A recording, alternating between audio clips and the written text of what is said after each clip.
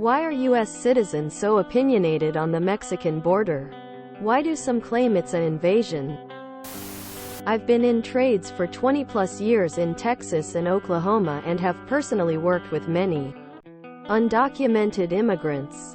For the most part they've all been great people just trying to provide, so I hold no ill will towards them. The negative effects come from the companies and the landlords. Companies obviously take advantage of not having to pay these people as much, so if you want a job, you better be willing to work for the same. For example, I worked as a certified welder in 2013 for $10.50 an hour.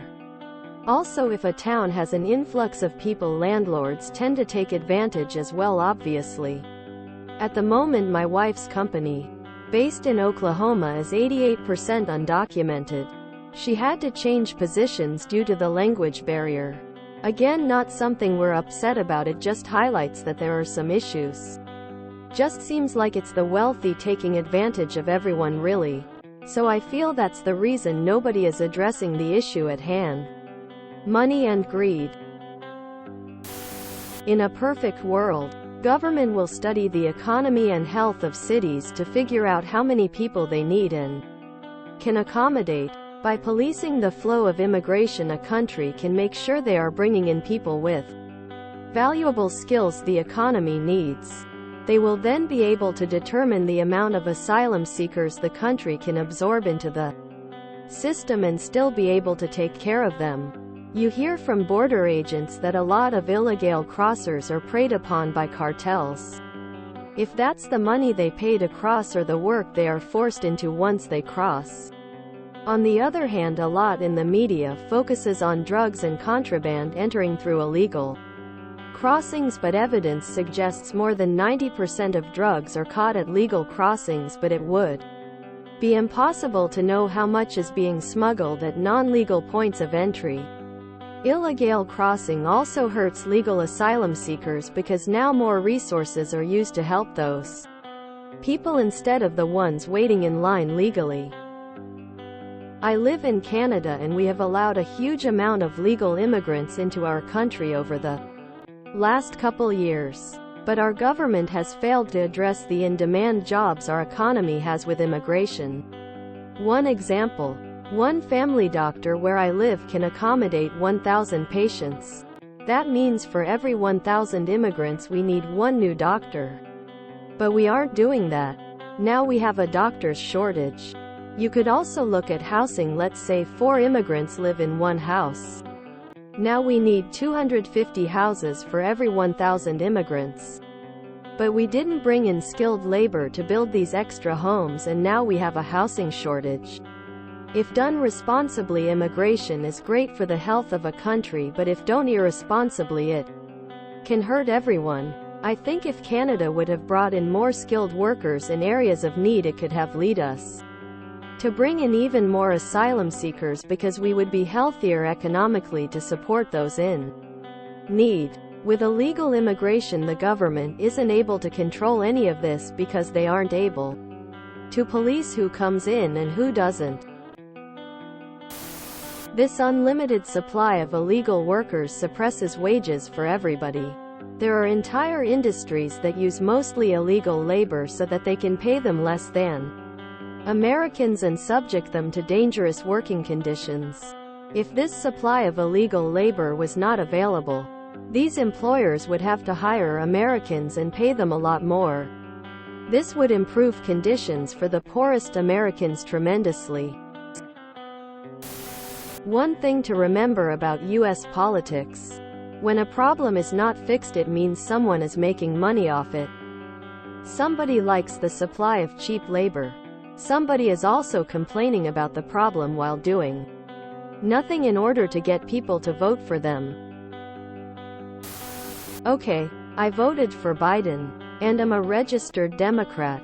But why is it a controversial stance to want legal immigration and a strong border that's humane to the people crossing over illegally? Edited out the part about citizenship. I should have said other countries besides the United States have rules and regulations for living there. I believe there is a bigger picture issue here. Why would a citizen not have an opinion on one of the two borders we share? Why would Americans not care about the long-term effects of a wide-open border? Not vetting people is a health and safety issue, and it's bad on the economy. It's a truly massive number of people entering the United States without going through the immigration process. Estimates range as high as 8 million people just since the start of 2020. That's a huge amount of people needing housing, education, healthcare services, etc. They depress wages at the low end of the scale. That lowers costs for most Americans, but it sucks for those who are struggling to make ends meet. Crime. Not sure about other states, but in Texas the proportion of the prison population classified as non-U.S. citizen is greater than what is found in the state at large. My personal experience in this space is that 2 of my friends were murdered by illegal visitors. Public cost Texas spends more on indigent healthcare than it does on education. Because it's a good way to get in office and then not do anything about it because it would hurt business. Averaging 8,000,010 per day crossing the border illegally. And that's just the ones that CBP does catch and release, and doesn't count the got away 2 million to 2,500,000 illegal entries per year. That's why the word invasion gets tossed around. Some people make a bigger deal about it than they should. But letting people cross illegally when we have a legal process is a slap in the face for the people going through the proper channels. If you import a massive oversupply of unskilled labor, i.e. illegal immigrants, then the demand for unskilled labor, i.e. wages, is necessarily going to go down. It's just basic supply and demand 101. Not having illegal immigrants would be the single greatest thing we could do to boost the relative spending power of our lowest income citizens, in a way that simply raising the minimum wage would fail to accomplish. NYC had to cut budgets because of this. The city will be dirtier than before, more dangerous, and apartments will only get more expensive. We now have to compete for affordable housing with migrants because they also need affordable housing. They likely won't be stealing any jobs besides cheap construction labor and some restaurant jobs, but only with employers that are willing to risk paying cash. We have a legal immigration process. I don't know the numbers, but a lot of illegal immigrants enter the border. I keep hearing Chicago and NYC mayors are losing their minds about the amount of illegal immigrants that are being bussed up to those cities. I think the complaints are about them not having the infrastructure in place to house them. It just seems strange that it's only when they get to the sanctuary towns inviting them over that it becomes an issue. Maybe, just maybe, we should focus on getting our own infrastructure in place before we swing the door wide open to anybody and everyone else. Well, most people don't live in North Dakota or Wyoming for starters. I work in the construction industry in Chicago, not Wyoming. I work on a lot of public projects, so it's a lot of union guys who are paid well and get benefits. These union guys are not cheap, and they only have it as good as they do because the state of Illinois passed a bunch of laws about who can work on public projects. And there is a ton of paperwork tied to it. Not all jobs are like that.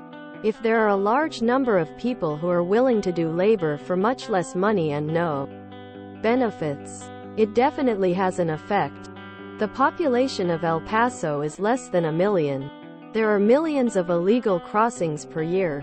It's a lot bigger than El Paso. It's because we don't know who is coming over. I agree. I work with a Mexican majority and 99% are great people. I also see African, Middle Eastern people and Hondurans. I want safety and don't want to support illegals with my tax money. Because if you don't have borders, you don't have a country. It is absurd that there is a debate in the US on whether it should prevent non-citizens from crossing its border without a visa. It is common sense everywhere else in the world, including here in Norway, not to let in people without a visa unless there is a visa-free agreement between the two countries, or they are genuine refugees fleeing for their lives. If you enjoyed this video, please check out our playlists full of similar content. Epic Ericast is like doom scrolling for your ears. Please like, share, and subscribe.